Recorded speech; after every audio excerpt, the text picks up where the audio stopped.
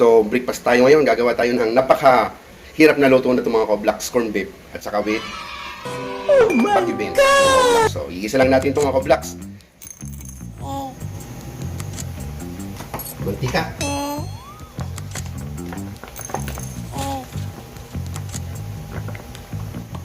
So, lagyan natin itong bawang. Kaluwaluin na natin, no? Mga Koblax. Mga Koblax. Napakasimple lang nito mga Koblax. Para lamang to sa mga professional na shit. What the fuck? So, ilagay na natin itong beef mga Koblax.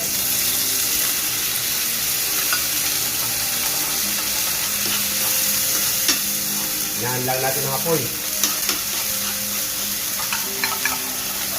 Hindi pwede mga Koblax na palagi na ng karne.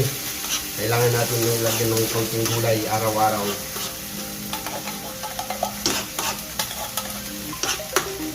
Lagyan natin ng konting tubig. Sayang.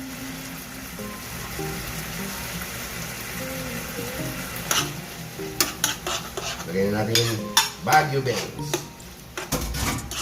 Ganyan lang yung mga Koblax. Tapos na. Napakahirap talaga nito, no? Oh my God! So mga Koblax, shoutout pala kay Kuya Edwin Los Katrabaho and kay Junior 1503 TV. Shoutout sa inyo guys.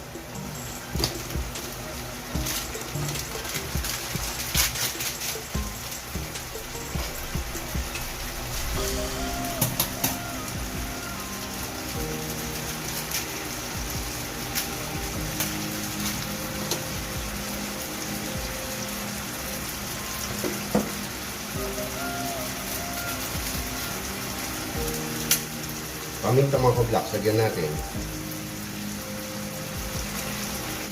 So yun, okay na to mga Koblax. Kainan na, breakfast natin mga Koblax.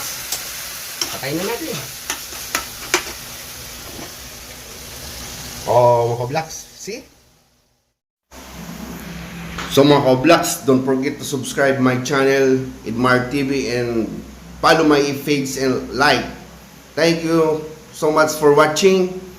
Bye-bye. See you next video.